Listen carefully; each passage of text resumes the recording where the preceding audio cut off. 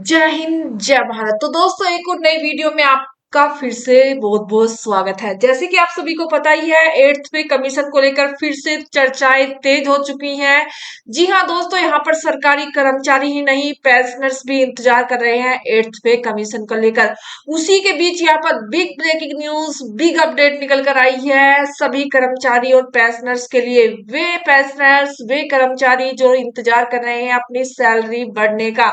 जी हाँ दोस्तों, eighth pay commission कब लागू हो, कैसे लागू हो, कितना एरियर आपको मिलेगा, क्या कुछ नया होने वाला है एट्थ पे कमीशन के अंदर, वो आज की इस वीडियो में आपके पास सारी बातें डिस्कशन करूंगी। उससे पहले फ्रेंड, चैनल पर पहली बार आए हैं, चैनल को सब्सक्राइब कर वीडियो को एक लाइक और एक शेयर जरूर करके जाइएगा। जी हाँ दोस्तों, आप सभी को बता दें 24 महीने का एरियर और मोटी सैलरी सरकारी कर्मचारियों की होगी। बल्ले बल्ले, 24 महीने के एरियर के साथ साथ एक मोटी सैलरी भी आपको मिल सकती है, ऐसा सुनने में आ रहा है। केंद्रीय कर्मचारियों के लिए बड़ी खुशखबरी आ रही है।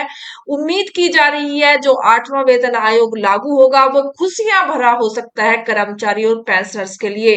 अगले साल से ये चीजें लागू होंगी जो जनवरी 2026 से प्रभावी हो सकता है।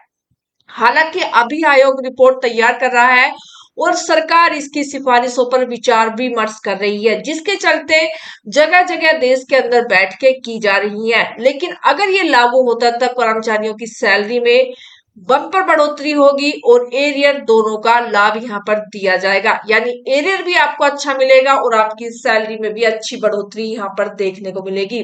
साथ ही साथ रिपोर्ट्स की माने तो 8वां वेतन आयोग चाहे जब से लागू किया जाए, लेकिन 1 जनवरी 2026 से प्रभावी माना जाएगा, क्योंकि दिसंबर 2025 तक 7वें वेतन आयोग का कार्यकाल समाप्त हो रहा है।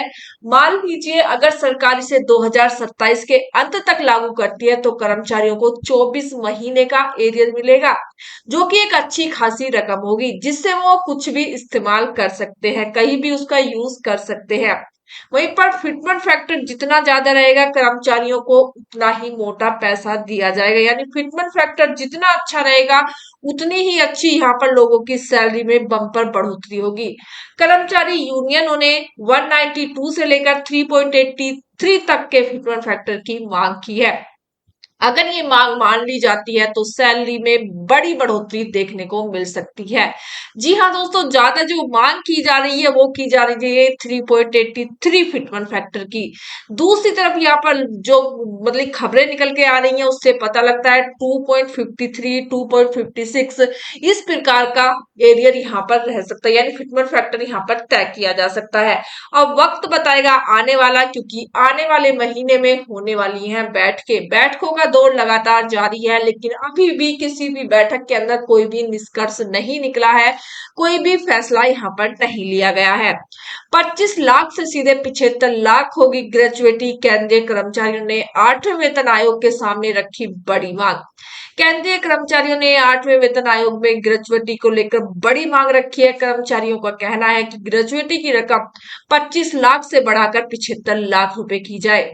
8वें वेतन आयोग को लेकर केंद्रीय कर्मचारियों के बीच फिटमेंट फैक्टर, न्यूनतम सैलरी और पेंशन को लेकर तो चल रही चर्चाएं अब और भी ज्यादा तेज हो चुकी है। लेकिन अब एक और बड़ी मांग सामने आई है, यह कर्मचारियों के रिटायरमेंट के बाद के जीवन की पूरी तरह बदल सकती है।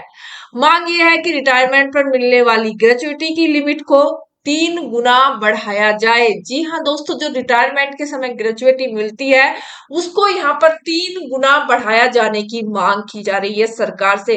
क्या सरकार ये सब कर पाएगी? जी हाँ दोस्तों, यही सवाल है सभी के मन में और ये सवाल जायज भी है। वहीं पर केंद्रीय कर्मचारियों के मुख्य संगठन national council joint consultative menagerie यानी एनसीजेसीएम ने सरकार से मांग की है कि रिटायरमेंट के समय मिलने वाली अधिकतम ग्रेजुएटी की सीमा को 25 लाख से बढ़ाकर सीधा 75 लाख रुपए किया जाए। अगर सरकार इस मांग को मान लेती है तो यह कर्मचारियों के लिए सबसे बड़ा फायदा होगा और सबसे बड़ा तोहफा होगा उन कर्मचारियों के लिए जो रिटायरमेंट जाएंगे। साथ ही साथ अभी क्या नियम है, फिलहाल केंद्रीय कर्मचारियों के लिए ग्रेजुएटी की अधिकतम सीमा 25 लाख रुपए तय है। इसका मतलब यह है कि आप सर्विस के हिसाब से आपकी ग्रेजुएटी चाहे 30 लाख रुपए बने या 40 लाख रुपए, लेकिन सरकार आपको 25 लाख रुपए से एक भी रुपया ज्यादा नहीं देगी। मात्र 25 लाख रुपए ही आपको ग्रेजुएटी के तौर पर दिए जाएंगे।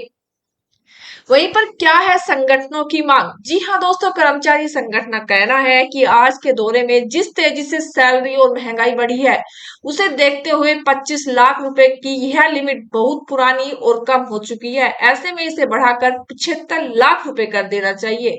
संगठन का कहना है कि ग्रेजुएटी की गणना महीने के 30 दिनों के बजाय केवल 25 प्रभावी कार्य दिवसों के आधार पर ही की जानी चाहिए।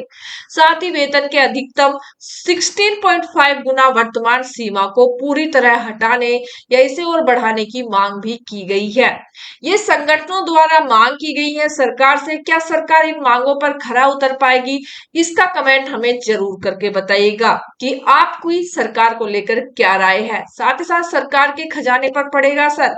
अगर सरकार केंद्रीय कर्मचारियों को 75 लाख रुपए तक इस मांग को स्वीकार कर लेती है तो रिटायरमेंट के समय मिलने वाले फंड में भारी बढ़ोतरी होगी। इस मांग पर अभी तक कोई भी अंतिम निर्णय नहीं लिया गया है। यह फिलहाल केवल वेतन आयोग के सामने रखी गई प्रमुख मांगों में से एक है।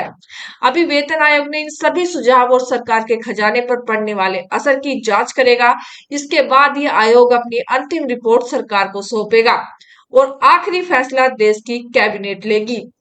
तो दोस्तों, ये जो मीटिंग होने वाली है, इन मीटिंग के अंदर क्या लगता है आप सभी को? जो संगठनों द्वारा मांग की जा रही है उन सभी को यहाँ पर सरकार पूरा करते हुए नजर आएगी या फिर से एक निराशाजनक हाथ ही सभी के सामने आएगा? जी हाँ दोस्तों, ये तो बताएगा आने वाला वक्त। तो तब तक के लिए मिलते हैं नेक्स्ट वीडियो में नई खबर के साथ। जय हिंद, जय भारत।